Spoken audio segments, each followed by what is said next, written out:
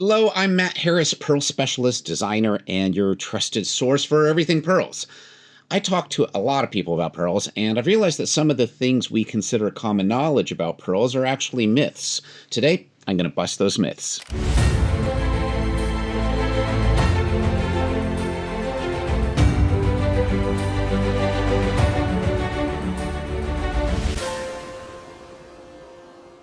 We all know how a pearl is made, right? A grain of sand finds its way into an oyster, it irritates the oyster, and then the oyster coats it with nacre, with mother of pearl. And voila, you've got yourself a beautiful pearl, right?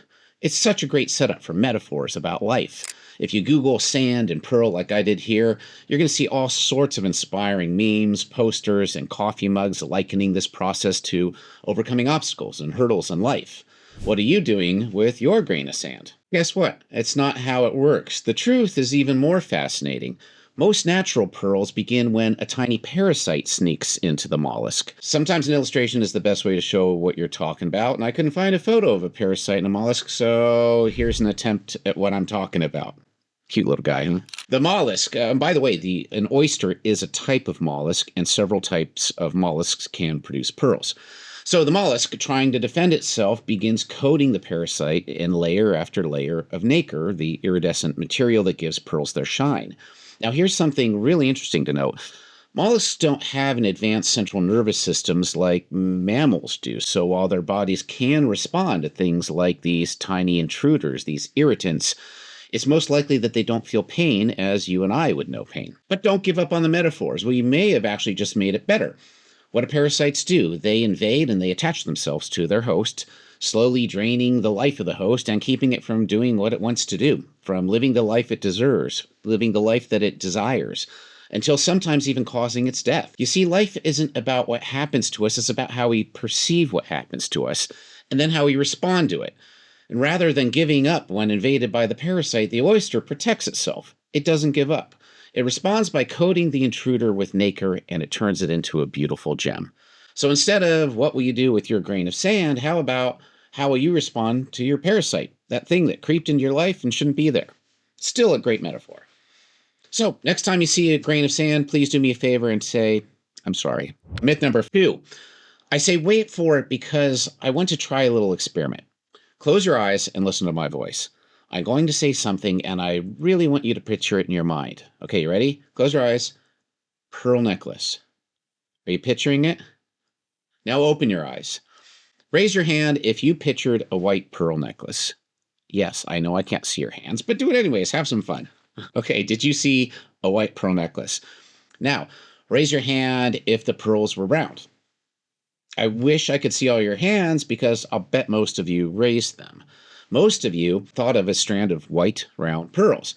And it makes sense because this is what we usually see on ladies with a power suit on, or at formal occasions, or on celebrities. So myth 2 is pearls are white and round.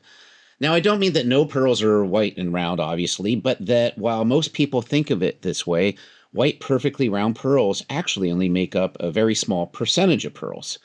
Let me introduce you to the wonderful array of colors that pearls can come in. They can be golden, bluish, greenish, black, lavender, and so much more, with some pearls even showing multiple colors at a time, like this one. Not quite your grandma's pearls, right? Now let's talk about round pearls. While we are used to seeing round pearl necklaces, the truth is very few pearls actually come out of the mollusk round, even culture pearls that are nucleated with a round bead. I've talked with farmers who have told me that maybe only 5% of their harvest even comes out perfectly round. And last time I was in French Polynesia, I opened up about maybe 20 oysters. I didn't get a single perfectly round pearl. So rather than round, here's what you do tend to get. You get near round, baroque, semi-baroque, button, oval, teardrops, pearls with personality. And me, I like them big and baroque. Myth number 3, people dive for pearls. Often when people ask me what I do and I mention that I work with pearls, they say, oh, like those things that people dive for and get out of oysters, right? And I find it interesting that they mention the diving. Traditional pearl diving has pretty much become obsolete. Today, practically all pearls are cultured or farmed, and cultured pearls are produced by humans manually inserting an irritant into farmed mollusks, prompting the formation of pearls under somewhat controlled conditions. Pearls that are formed naturally without human involvement are called natural pearls, And there are very few places in the world now where you can dive for oysters and hope to find a natural pearl. One, by the way, is in Bahrain, and I really need to get out there. I so want to do this. When I do, I'll make a video just about that, and I'll show you everything. Myth number 4, pearls are for girls. Remember that exercise earlier where you closed your eyes and you pictured the pearls? Did you picture a female wearing them? Chances are that none of you pictured a man. Well, why? It's because over the last 100 years or so, pearls have become associated with femininity. And it makes sense because since the creation of culture pearls in the early 1900s, we've seen images like this. Beautiful women in beautiful white pearls, celebrities, girls in the movies, the Queen. In the 1920s, flappers made pearls famous. And then later, Coco Chanel made them a staple accessory for any woman's wardrobe. But until the invention of culture pearls, did you know that men loved them too? Julius Caesar was said to be a big fan of pearls. His general, Pompey, who was nicknamed the Teenage Butcher, was a huge fan. King Charles I wore a pearl earring for most of his life, including into battle, and even chose to wear it to his own beheading. King Charles II used pearls in his coats of arms. Check out here King Henry VIII and all these pearls. The Maharaja men in India were famous for wearing pearls. And even Pocahontas' dad and their tribe, the Powhatans, wore natural river pearls. Here he is depicted about to behead John Smith. Try telling the chief that pearls are for girls. Luckily, pearls on men are back. I wear one every day and often a Tahitian pearl bracelet too. And here are some other famous men lately who have been spotted in pearls. You've got Jock Peterson, A$AP Rocky, Harry Styles, Dwayne Wade, Pharrell Williams, Machine Gun Kelly. The list actually goes on and on. So pearls are for men. And if you're a man watching this video, get out there and buy some and help us represent.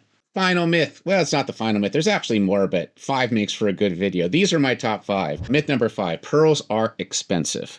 Yes, they can be, like these Akoya pearls from famous designer Mikimoto that Dave Bautista from Guardians of the Galaxy wore lately, but they don't have to be. Another common comment I get from people is along the lines of, I'd love to own some pearls, and one of these days I'll be able to afford them. A few months ago, just nearby here, about a block away, a new local weekend market opened up.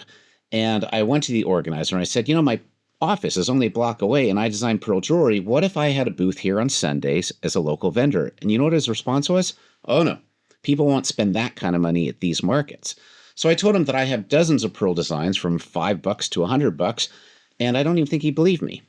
But the truth is you can participate in pearl fashion without spending a ton. One wonderful thing about pearls is that there are so many choices at so many price points. Freshwater pearls that are grown in mollusks are far less money than saltwater pearls that are grown in oysters. And if you're willing to buy Baroque or odd-shaped pearls rather than perfectly round pearls, which I often prefer designing anyways, you'll also save a ton of money. Earrings like this, for example. Grandma might want to borrow your pearls now. And there you have it, 5 pearl myths officially busted. Pearls aren't just beautiful, they're fascinating, and there's so much more to learn for both me and you. And if you learned something today, hit that like button, share this video with somebody who needs a little bit of pearl knowledge, and please don't forget to subscribe for more pearl treasures and truths. I'll see you next time.